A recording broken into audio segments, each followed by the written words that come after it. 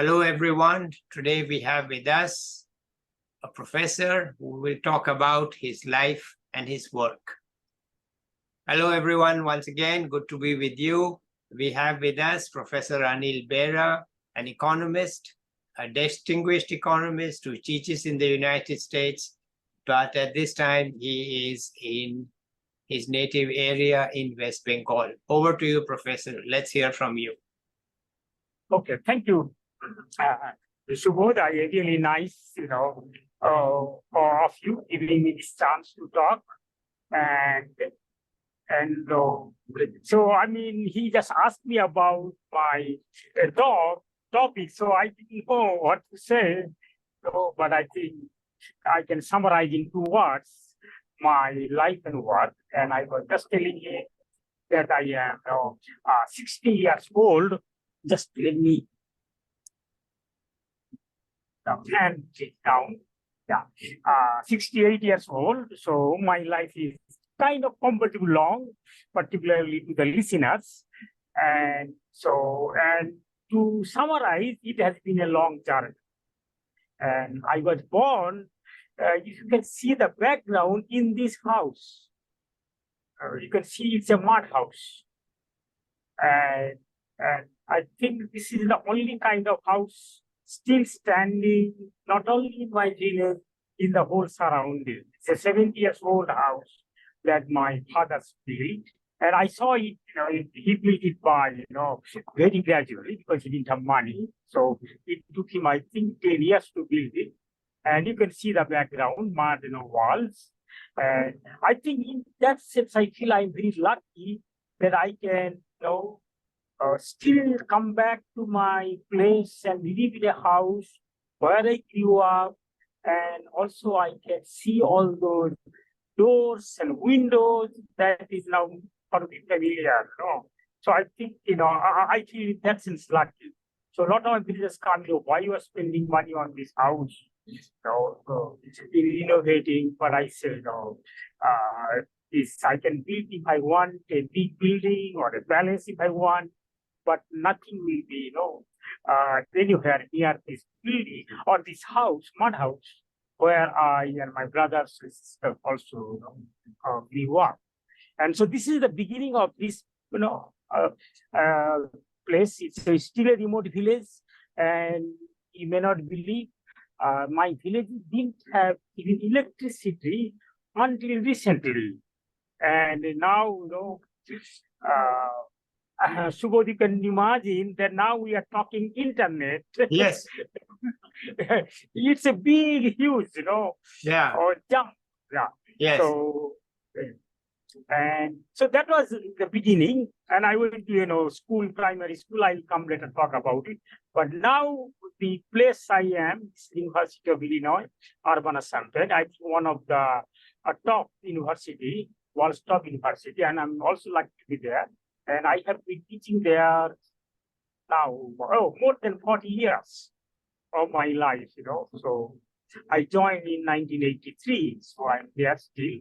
And but I should one big correction. I am not exactly an economist. So before you ask me, anybody can ask me about economic questions or how to make money. No, I cannot answer that at all. And when I was in my village, kind of primary school, then I went to high school. See, that time the system was, by the time you reach the 9th grade, you have to decide what you want to be. Yes. And nothing you can change after that. No. And that's very strict, and so, but I loved, of course, I liked math. I was pretty good at that, but my real love was history and literature. Okay. Then my father, who was a doctor, a homeopathic doctor in the village, so he told me, no, you can be a bad teacher or even can be a bad doctor, but you can never be a bad writer. There is no money, in those kind of fields. So he said, no, you have to, then I had to study science. Yeah. So I ended up, science with standard, physics, chemistry, mathematics. Then I had another subject called fourth subject, called mechanics. So I became a science student. And Now jumping, no, my father is not there anymore. So now I am free to do anything. So I, now have gone back to my old love, like, history and literature. So I kind of sometimes try to write on those. Particularly in terms of literature, I am very fond of, literature. Of course, in Bengali, we are very lucky to have, Rabindranath Tagore. But I love reading, all the world, literature as much as I can. Yeah. Because one good thing about, say, living abroad or with the dollar, that I can afford to buy books.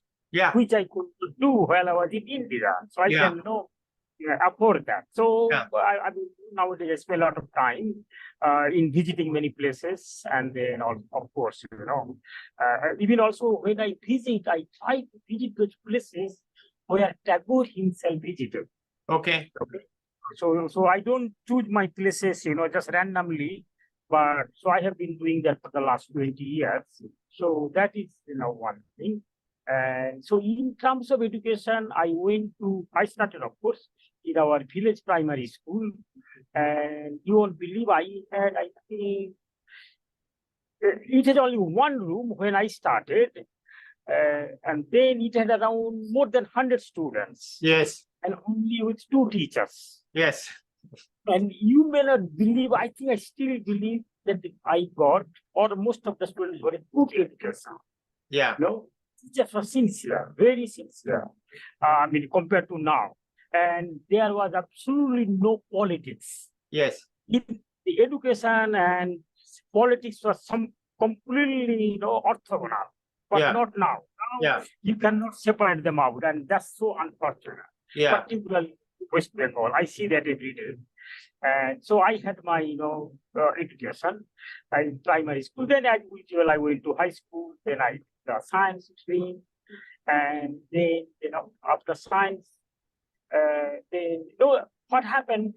My father told me, if you can do a very good result in the high school, that was like a class 11, and that was the minimum qualification for a teacher. My father told me, then you can become a teacher in our primary school.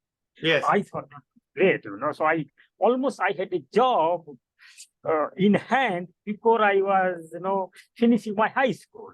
Yes. Yeah. So, and I mean, again, I wanted to become a teacher. My father told me, look at, one day he showed me the farmer is plowing the land in the middle of the day, in the hot, day. And he said, what do you want to become? You want to become the primary school teacher or like him? And of course, I didn't want to be like him, it was a, kind of, what do you call it, back breaking work, plowing the land, So I thought that is really my goal, to become a teacher. I'm a primary school teacher in my village. Yes, understood. Yeah. And then, I mean, whatever happened, I maybe tried a little too hard. And I somehow got a very good result in the, what we call higher secondary, class 11. Yes. And when it was good result, and then, my teacher said, no, you cannot stop. Yeah. You have to go to college. Yeah. Then I ended up in a college. Yeah. And again, I went to what a very good college. It's called Ramakrishna Mission, Narendrapur Ramakrishna Mission. Yeah.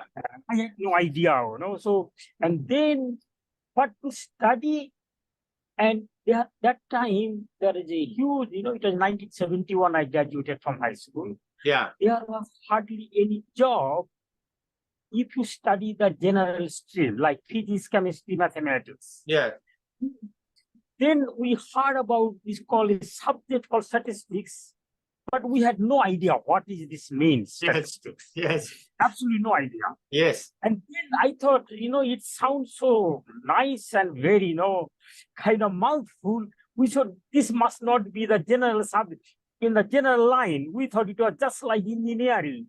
Yeah. But engineering is a job. So I took the statistics as my honor subject, and mathematics and physics as the part subject. Yeah. And so I had this funny story. So after the admission, I came back to my village. Then, since I had a good result, so villagers were certain, although they have no idea what I am, to learn? They said, no, my father was a doctor. He said, no, Dr. Sam, what did you do with your son? Where is he going? And what is he going to study? Then I said, he is going to an ashram. Means Ramakrishna Mission ashram. Yeah. Ashram means like those places where you send your old kind of parents, Yeah. your son to the ashram. Why did you do this? That's too bad. So that was the first question. Second question, say, Paul, my father said he's going to study statistics. And the villager, of course, they never heard about it. Never heard about it.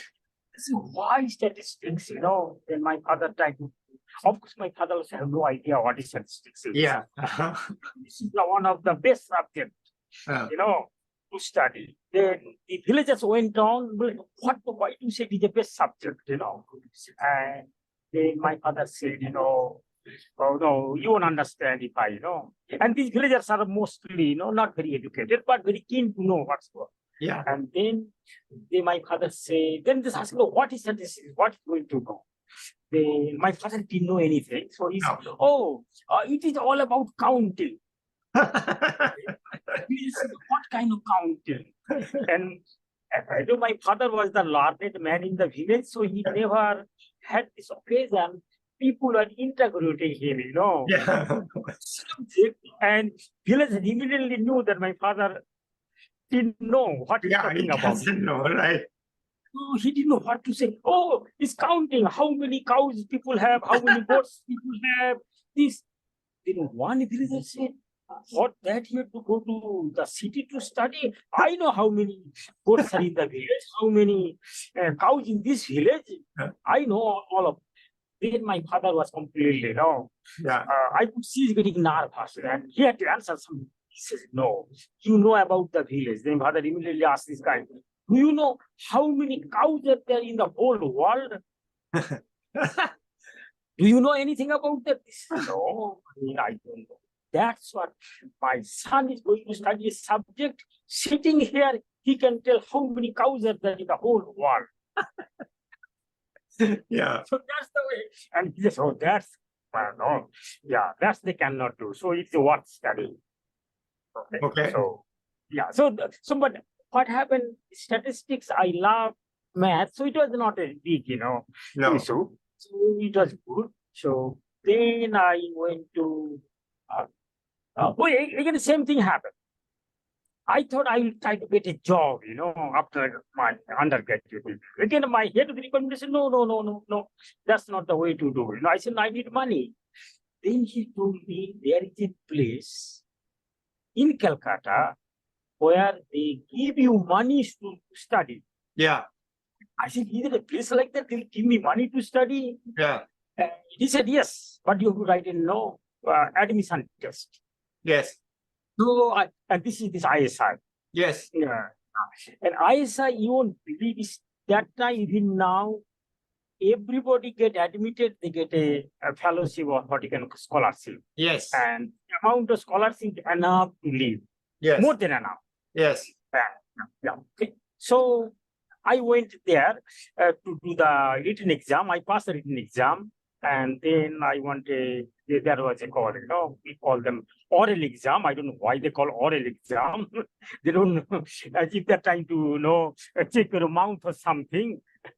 So, but I went there not exactly to get the admission.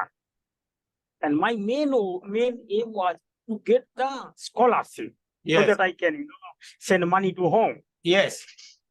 Yeah. So, and, so it was my college, head of the Department of Statistics.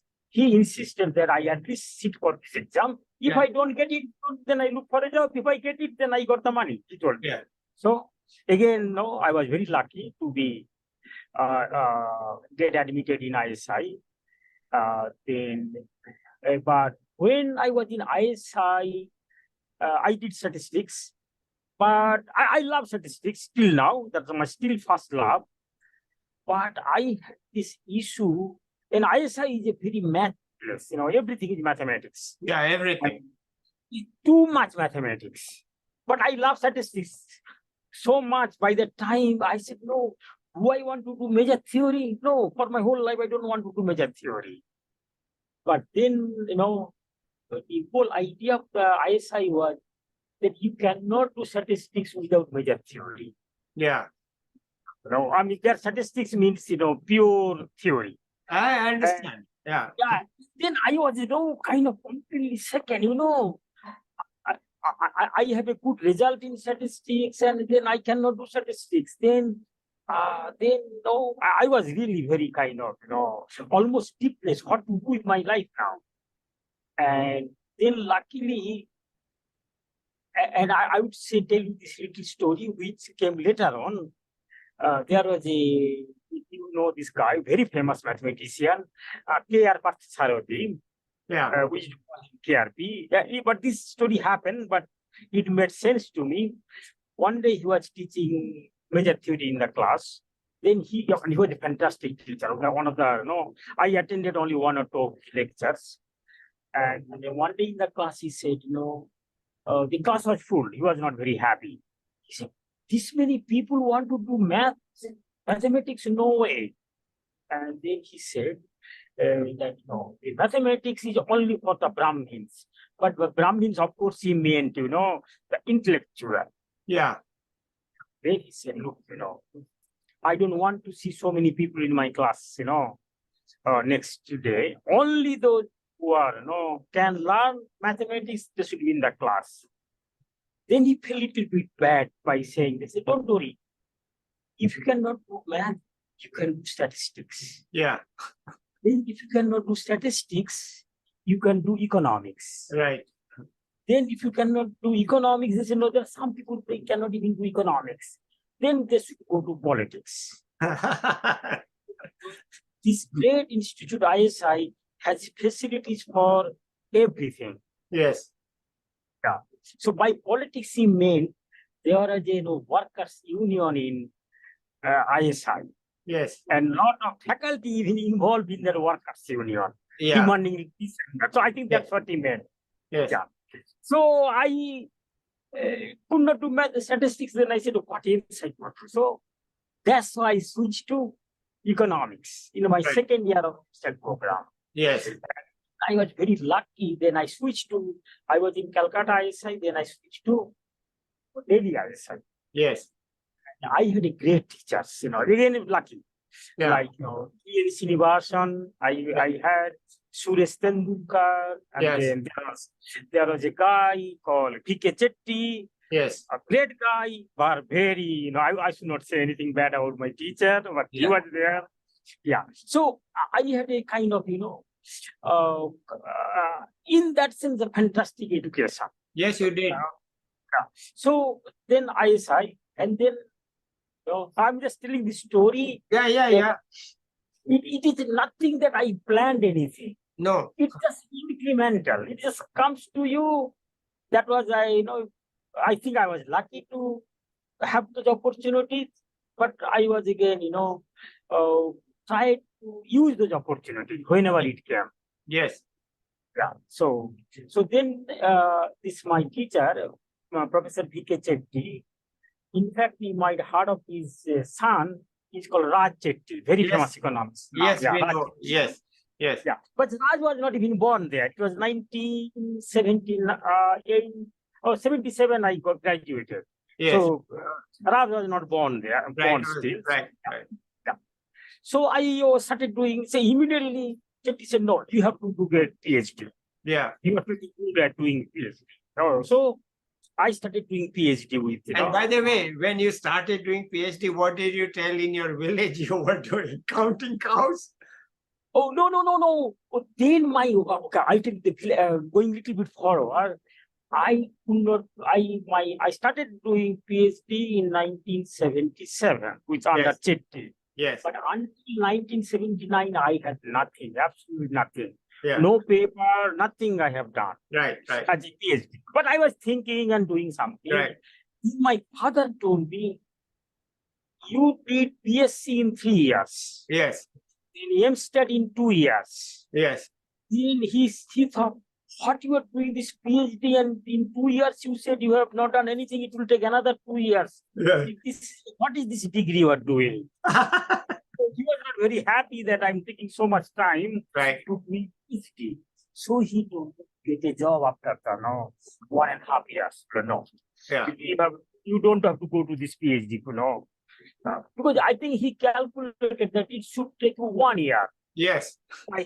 Mathematics, 3 years, 2 years, 1 year. Yeah. Finished. So, yeah, finish. And yeah.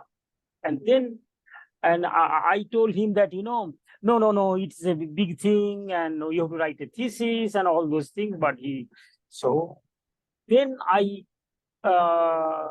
because I had lots of brothers and sisters. No, I was sending money. I was getting as a PhD student, you would believe, around 400 rupees that time. Yes. But now in ISI, that has increased to 20,000 rupees, the fellowship now. Per year. Oh, no, per month. Oh, per month. ISI is one of the, they pay so much money to study. You are rich. No.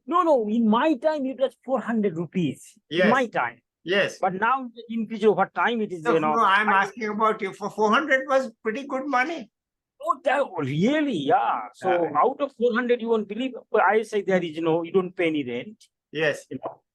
The institute, they're very friendly. Almost like I would say 5-star hotel is like an ISI daily. Hostels, you get your own room.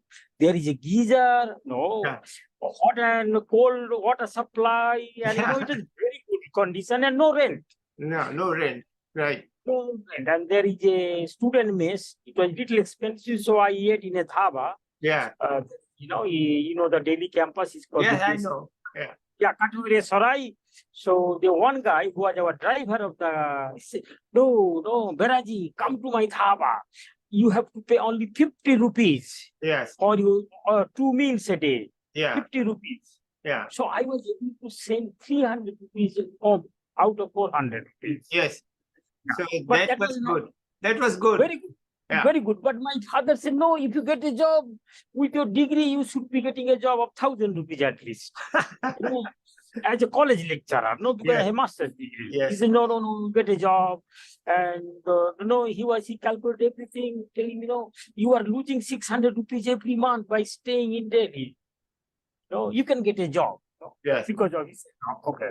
So I was, then I went to Chetty one day, say, Chetty, Professor Chetty, I have a problem, but I was doing pure economics with him because he was an economist. Yes. Because I had switched economics by that time. Yes. Okay. So I tell him, say, look, I have a problem. He said, come to my house. Let us talk about your problem. What kind of problem you have? Okay. And what happened? Since my background was in statistics, but in undergraduate degree, I physics and mathematics. But when in economics, I had real problem. Yeah. I'll be presenting papers, not my papers, but some other people work. And then Chetty will be on one side, because he was doing mathematical economics, pure mathematical economics, and I was his student. Then other side will be more real solid economics like T.N. Srinivasan and who are Suresh Tendulkar, so yes. Join. And these two groups will start fighting with each other. Yes. In the seminar room. Yes. And it's a very bitter fight. You cannot imagine how bitter those fights are. Yes. And then, I will listen to Chetty. Oh, it seems very reasonable to me what he's saying. Then Professor T.N. Srinivasan will say something that's also reasonable to me, but he will be telling something opposite. And I was so confused. I said, what is this subject? Because statistics, it's almost pure mathematics. Yes. I could understand. Yes. Then I thought, no, this subject is not for me. Yeah. So you can imagine after 2 years having nothing, and then, I think, I have to get a job. Then I went to one of my teachers, he was my college teacher. And so he was posted in Delhi. After, he quit the college teachership, he passed what is called ISS, Indian Statistical Service. Okay. Yeah, so he was a high official there already. So I went to see him, because he was my teacher. We saw him. Then I told him, no, I'm quitting my PhD. I want to write for this, ICE exam. I look at the exam, not very tough, I saw, and it's the written part. Then he was so upset. No, you should not be like me. You should be doing research. And, he told me, don't think about it. If you don't like, economics, you maybe go back to statistics. But don't come to this job. This is not a job, You won't be happy. Just told me straight away. So then I didn't know what to do, it's so confusing. And then I thought, let me ask Chetty, his permission, do anything. He says, come to my house. So I went to the house, saying, what is your problem? Tell me. Then what kind of problem you have? You know what Chetty told me? Then I said, no, sir, I have some monetary problem. Money. And you know what Chetty did? He jumped up from his chair, monetary problem. That's fantastic. I said, what's going to say? He says, look, that, in economics, they call them monetarists, but they are not at all monetarists. Yeah. Like, talk about, Milton Friedman. He thinks he's a monetarist, but he does not know anything about the money. That's the great idea you have. So you forget about what you're doing now. Let us from tomorrow start doing this monetary theory completely from the scratch. But my idea was that, I need a job. Yes. I said, no, I cannot talk to this guy anymore. I said, yeah, I think what you're talking about, Yeah. And but again, everything happened by chance. And I then came back, my hostel. I don't know what. Then suddenly there was a guy, a professor from AMU was visiting ISI. Then the meeting was very accidental. Then I told him, what my background was. Then I told him, so, I have a dilemma. I don't know what to do. I have statistics. I love statistics. Then I did economics, but looks like, I really don't enjoy economics. I don't know what to do. And this guy happened, you might know his name, Professor Probin Trivedi.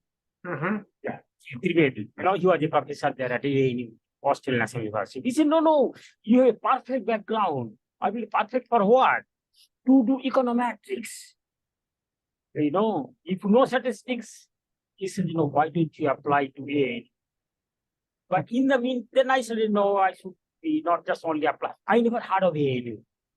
Who knows about ANU? No. Australia. I didn't know much about him in Australia. Yeah. So I applied to. In fact, when I was going to ANU, people ask you where you are going to ANU. What is that? What is ANU? Then I didn't have no answer. I said, no, it is like JNU because JNU was ISI. And they will make it fun. Oh, like JNU, will be very happy there. JNU, I'm an old man, I can tell you. Very nice, and every afternoon we'll walk to JNU. Yeah. Because they had beautiful girls. Yes. That's why we go to JNU. That's very good, you'll be very happy there. And ANU, it is like JNU. Yeah. Anyway, so, and I applied, but it was not successful in that time. Then I applied to US. Why you are applying to one place in Australia?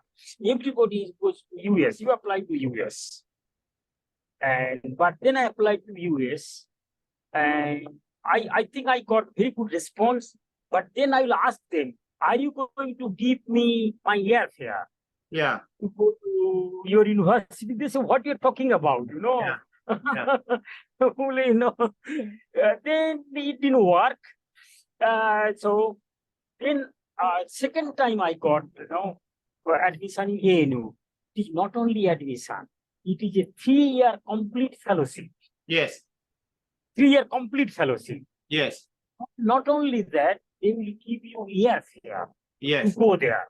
Yes. I thought, and then they told me, we'll pay you your fare, but you have to finish your PhD in 3 years. That's the Yes. condition. Yes. So 3-year fellowship, and that fellowship, you won't believe, it was exactly 400 Australian dollar. Yeah. And that time, Australian dollar was more valuable than US dollar. Okay. Australian dollar was 12 rupees per dollar, and US 12, and US was $10, 10 Yeah. rupees. Yeah. Money was real good money. Yes. And then it also had a nice option. Yeah. They will look at your progress, kind of this around 6 months. If they think that you cannot succeed, then you have to come back to India. Yes. Not only, okay, that's bad, but they say we'll pay for that. Yes. So I thought, no, I have nothing to lose. At least I can get a free trip to Australia. Yeah. So I didn't tell anybody about this. Yes. Because in ISI University, Professor Chetty was very strong, having a big battalion of students. Yes. I think I told you about K.R. Parthasarathi, Professor KRP. Yeah. He had around 10 or 12 students. Yes. Some of them became very famous, all math students. Yes. So he will walk, to the coffee, canteen, and then 12 people will be following him. Yes. So we call that his battalion. Yes, his battalion, right. Big. And Chetty had a very small battalion, only Yes. 3 people, including me. Yes. And he didn't want to lose me. Yes. So I cannot tell him that I'm going to Australia. So Yeah. I didn't tell anybody at all. Okay. So one night, my flight was like 2 o'clock in the morning. And then when everybody slept by 11 o'clock, I quietly got out of the ISI hostel, went to the airport. Wow. Nobody knew. Nobody. Not a single person knew about it. Okay. Yeah. So then I ended up anyway, going to ANU then. So, and the money was good. $400 is, huge amount of money for me at Yes. that time. So I was there, and good or bad thing was that they will send you a notice. So I survived after 6 months. They said, okay, yeah, your progress is good. So, but you have to finish the PhD in 3 years. So Yes. every 6 months I will get a notice, Mr. Bera. You joined the program in 1979, 19th of March. So your PhD thesis will be due in 1982, 18th of March at 5 p.m. So it was, but I don't know. I already, progressing pretty good. I didn't bother about it. But then what happened? Then I started working with a lot of other people, including one of my colleagues, not classmates, he was one a senior to me. Then, so I started working with him. It's called Carlos Jarque. He's from Mexico. So I started working with him. And then we had some papers, but it was not with my PhD thesis. And I had another guy, I was writing my thesis with him. So I had a couple of papers. So, but he will get mad. This is my other professor, because I was working with a classmate kind, but not working with him full time. So he'll come, check on me what I'm doing. Again, my classmate will come and check on me what I am doing. And both of them wanted to work, whatever I was working with them. Then I also had, because now I found out that my statistics background helped me a lot. Yes. Because of this Calcutta University statistics is really high standard. Yes. Very high standard. Yes. Because the syllabus was written by Mohal Novice. Yes, of course. So, and of course, ISI was world class. Yes. So Yes. my stat background was fantastic. Fantastically helped me out. So I was working with lots of people. And so then, the first paper I wrote with my classmate, but he was 1 year senior to me. You might know this called Hartley-Bera test, the test for normality. So that was my first article I wrote with him. And so one day, the Carlos, he came to my room and he saw that I'm working on my PhD thesis chapter. And he was not happy. He says, no, no, no, no. You told me that today you will be completely spending the whole time in, work with him, and why you are working on your thesis. I said, no, I have to write my thesis. Well, no, look, Anil, what you are doing, it is too abstract. After 20 years, nobody will think about, read this your paper. Yeah. But if we can develop a test for normality, then no, everybody will use it. That's what he told me. And he was so right about it. Mm-hmm. And that paper that we wrote, at that paper and some extension, I think it got around, I don't know the exact number, at least 8,000 citations. Yes. So, I mean, this guy, he was a super smart guy. Yeah. And he told me this, in 1980. Yeah. Yeah. Okay. Anyway, so I wrote a lot of papers. Then when I was writing papers, I forgot about my thesis. Yes. I didn't finish my thesis. Then what my guide, Ray Byron, did, what he did? He stopped my fellowship after 3 years. He told the university, stop this fellow's, fellowship, because he's not working in his thesis. Yes. So he himself stopped it. Yeah. But then he was nice. Anil, I stopped it so that you finish your thesis, but I'll give you teaching your TA job. Yeah. And TA job is by hours. Yes. Then I started teaching. I love teaching, So I said, maybe, I will teach. So I started teaching a little bit more. Then I started getting, you won't believe, not 400 fellowship, $800 Yeah. per month.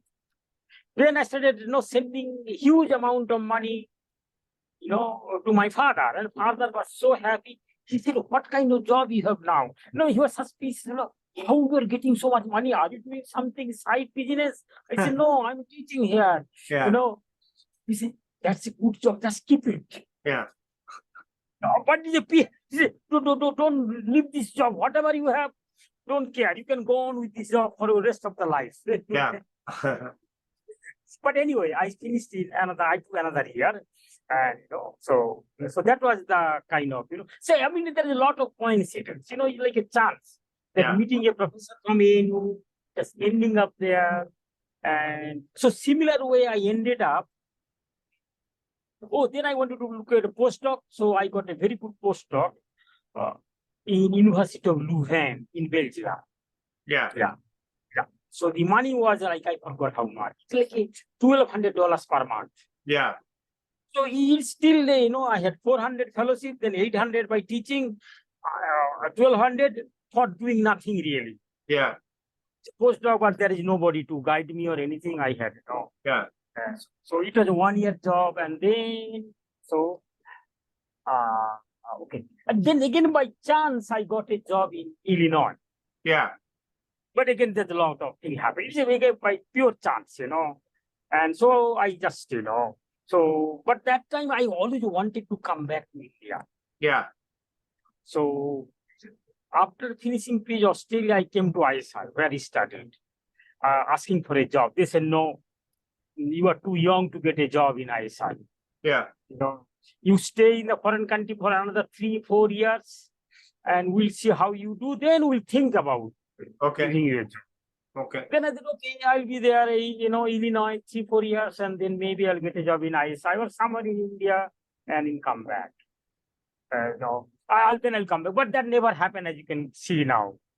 You just keep on going, and then, but this ANU hit me a lot because there was no coursework, unlike, like in US. So I was able to write kind of quite a few papers with, other professors, and also with my, colleague, friend, Carlos Harke. So I have, in fact, by the time I finished PhD, I had enough paper to get tenure at UIUC. Yeah. Yeah. So it was kind of, lucky coincidence. It happened. So I very quickly I got tenure to associate to, then within 6 or 7 years, I got my, full professorship. Wonderful. Yeah. So that's why I stayed there, Yeah. And then, in the meantime, you have any question you can ask, I'm just kind of doing No, I understand what you are saying. I am of your age, so I know what you are saying. I am just a couple of years older than you, so I know fully what you are saying. I understand. Right. Okay. Yeah. So I started, and I didn't have to really, work hard in some sense, because, compared to any regular job, as you can guess, our job research, we do something that what we enjoy doing. Yeah. So it should not be work. So when I tell my students, I have a lot of PhD, and tell them, no, that, if it become a work, then no, don't do it. You do whatever you enjoy doing. So our research, and I am very very unorthodox type of, they will be in my room, my student will be sitting there 4, 5, 6 hours, maybe having tea with,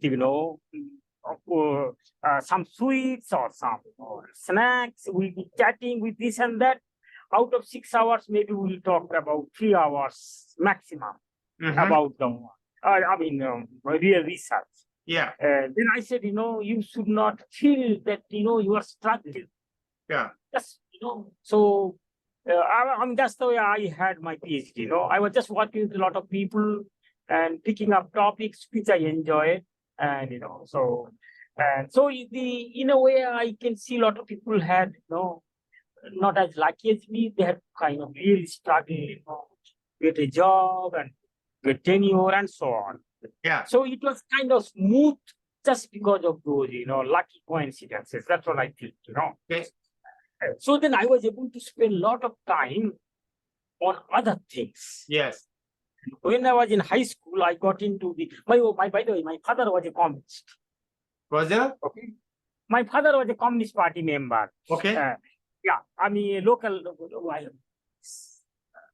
Okay. Yeah. Okay. Yeah. So. No, I have time. Yeah. So my father was so I got into this, but my father was a very mild variety. He was with the CPI, Yes. the Communist Party of India, Dange Party. I know what is CPI. Yes. The CPI, yeah. So then, but that time when I was finishing school, it was the Knox.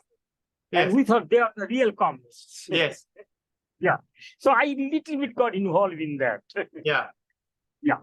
And so then I thought, then I do study quite keep in touch. And then I found out that Indian politics is just gone so bad, it is not really good politics anymore.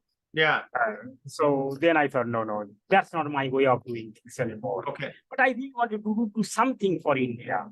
So I have been coming to India regularly every year during summer and teaching in different places, including my own college, Ramakrishna Mission, then ISI. Then I have been to all those, other places to teach, in the summer. Okay. So that was one way of my kind of coming back. Yeah. But not fully, but per se. Then I started, then I thought I should be doing something for my own village. Yes. And I should confess something that some people find it not very, nice. They said, do you miss India? I said, no, not at all. No, I don't know Miss India at all. Yeah. They said, what do you miss? Do you miss Bengal? I said, no, I don't miss Bengal at all. They said, oh, then you are very happy in US. You don't miss anything about India. No, I said, I only miss my village. Yes. So, I mean, that's the thing I always, it's like a very local, so I wanted to do something for village. So I started doing for my primary school. So I just said, when I was growing up, it has only one room, 100 students. Then that room now slowly almost started disappearing. Yes. By the time I was coming. And then the same teacher was there who taught me in 1963. The same teacher was there when I was coming back in 1980s, 1990s. So then we worked out, to have at least 2 good, what we call pakka building. Yes. Not solid, it will be built up, say, brick, but with tali on the roof. Yes. Yeah. But I wanted to have a good building, so I built 2 big rooms. And then, that was a long time, around 1996, 7. But again, for that, I didn't give anybody any money. No, I gave money to my brother and told him that you do everything, but give me the hisab, Yes. I account each and every paisa. Yeah. He did that. Huh. So it was done. But then I wanted to do more for the school. So in 2020, I came to my village to meet for, I said, I spent 2 months and improve the school. Like there is no water supply. No. So there was no latrine for the kids. There's something in the, very bad, They will be using the water from the tube well, but most of the time the tube well will be broken. Yeah. And they use the pond water for cooking. Yeah. Just imagine. Yeah. They will be washing, there is this food program, they get the meal, midday meal, and then I saw they're cleaning the plates with the same bucket of water. Yeah. They'll put the same plate with the same water and just do this. And Yeah. so on. Then I told them one, then I'll come back and I'll do a, submerged pump and do a tank, I'll do everything. But, next time I came back, somehow they thought, the politics, of course, village politics took over. They demanded, I cannot do it, I have to keep the money here. Yeah. They will do it. But they put it in a very, oh, Professor Bera, sir, why you have to do all those things, just give us money, you don't bother about these things, you have a lot of other things to do, just give us the money, we'll do everything. Yeah. I just tell you, no, I am here for 2 months. I can do it, I can get people to do everything. Well, no. Then they say, no, then we will not let you. Yeah. That was the case. But I came to do something. Then some villager came, if you want to do something, we have a lot of poor kids. They cannot, their parents have no education, so they cannot help in the studying. And they cannot go to, but my village, in the village, there is a huge coaching centers. Yes. So if you are not, everybody has to have go to coaching center, because the teachers in the school, they don't teach much. No. Because these teachers themselves a coaching center. Yes. And if the student asks, I don't understand this, they say, no, don't worry, come to my coaching center. Yes. We'll explain everything. Yes. Only the rich kids can afford. Yes. So the poor kids, they stop going to school because they cannot do anything. Yeah. So then they told me, can I help them? I said, of course, I'll be happy. So that was 2020. I came in December. By that time, then I had, started this school. It's not exactly school. So it is the helping the poor kids who has no other kind of, getting guidance from anybody. Yeah. Yeah, so they come around 6 o'clock early in the morning, 6 to say 9:30. Well, now we have, say, in 3 years, we started very small. I think 20 students when I started in January 2020. Now we have 80 kids around and around 8 teachers. And they come in the morning and then up to 9:30 because the class starts, their irregular school starts at 10 o'clock. And so that's the way, so now for 3 years. And then I was lucky in a way, the school was established just before COVID. But during COVID, it was shut down and I didn't like that because in my village, there is no COVID. Yeah. But they forced it to shut down. Yeah. And I didn't like it, but after a few months, I said, "Don't forget. I'll provide all the masks, all the hand wash, everything, and we can still, because there is no COVID, I knew, because nobody goes out of my village and comes to my village, so there was no way, it can. Last 3 years, there's not a single case of COVID in my village, but surrounding places, little town they had." Okay, yeah. So I was lucky, but then I started giving. Then the kids stopped coming because their parents lost the job. Then I started giving them food. At least they can come and eat and then take some food home. So during the COVID time, And then and I would see the kids are coming, the torn clothes, nothing, kind of, complete torn clothes. And sometimes some kids will come to the class, school, the books, they'll be coming books. I don't know, you have seen these things, what we call in Bengal called Julie. Yes, I know. So, they have nothing, not even a shopping bag or anything, they'll No. come with this. And then I gave everybody a backpack. Okay. So everybody got backpack, then we gave, a uniform, not very expensive, but a modest one to each and every kid. But I think, then I was in school, now I go to school almost every day. Then I see they're not wearing those uniforms. What happened? Why are you not wearing uniforms?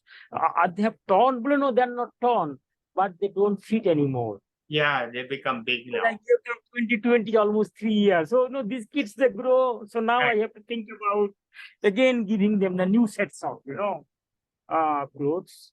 And so it was kind of, but I go there and you can imagine this kid. And another, my purpose was, it's a very remote village. There is a lot of not only casteism. We have this, what you call it, this upper caste Hindus, not Brahmins. See, sometimes those who have money, they call them upper caste. As soon as you have money or you are in a higher level of politics, they are upper caste. But then we have also people, there is a very bad term they are called, option. This is called Namosudra. Yeah. Yeah. So again, they're lower caste. But then there is a sizable Muslims. Huge amount of, now that we are almost 50-50. And you won't believe the Muslims are not second class, third class citizens, almost fourth class. Yeah. We don't, generally we don't mix each other. I mean, no. But then my main aim was, attract the kids from every, category. Yeah. So, and I saw there will be these Muslim kids and the Namasudra kids along with the upper caste Hindu kids. But their only common thing is all are poor. Yes. But when they come to school, sometimes I'll take some chocolates or food. But then I'll see, they will be fighting over, then maybe they will, a Hindu boy or a girl will take the piece of chocolate from a Muslim and then start eating. So this casteism or religion, absolutely for the kids, doesn't matter at all. Yeah. Yeah. So I wanted to have that kind of, influence, and if it starts, could the children learn whatever casteism or racism is from observing the, adult people. But once they see that, they are all same. So far I have absolutely no incident or nothing last 3 years. Okay. So then, so it has been pretty, a good experience so far. I can see that, but I have one bad experience. After my father passed away in 2004, that's a long time back, I wanted to have a good library. Yeah. Because I never had a library in my childhood. Yes. So I spent a lot of money to set up a library, free library. Yes. It ran only 1 year. After that, people stopped coming. Because, they had TV little bit, but then once they got the phone business, so I had to, so that is one of the bad experience I had. Yeah. No, it's not a bad experience, Yeah. So I had to give up this library, business. So I still have the books, but I'm thinking now to have by now we are we don't pay any rent, but we're using a called club, village club. Yeah. For teaching. So, but I want to have my own place if I can. Then I will, put my library there. So the students can just, at least touch the books, pick up 1 or 2 and see what is there. Yeah. So that's what I think I have, thinking to have a own place. That's a very commendable plan and a great story that you have told. I think we are coming to the end of the story. Oh, yeah, almost 1 hour. My goodness, I don't feel, So when we start, Okay, no, it's a good story. It's a good story. Anything else you want to add? Not really. But the only thing I will add for anybody, first for the local, lower level, I think you can give the message to the parents anywhere, whole India or even any other, developing countries. I think what you need education, good education. Yes. That will make all the difference. Yes. And particularly education of the girls. So when I have my school, I make emphasis that, we should get as many girls as possible. Not that we should ignore the boys. Yes. And that will make, big impact. And particularly, as you know, West Bengal, the education is the worst. Yeah. So much. I cannot imagine, Yeah. So, but I think people should get, good education. And I tell the students, look at me, I was just like you when I was, Yes. a kid, and it can make a huge difference. Not that you have to go to United States. So yeah, get some education so that you can think yourself, Yeah. Okay. If girls get education, the children also will get education. Yes. So that's thing. And then I said, again, since I went to the Ramakrishna mission, I think there I'm not a religious person at all. Okay. Yeah. So in fact, I am not exactly, atheist, but I am more like agnostic. Okay. How do you learn this? I said I learned it from, Ramakrishna mission to be. Yeah. So I said, that you should be not just a degree, be a good person morally.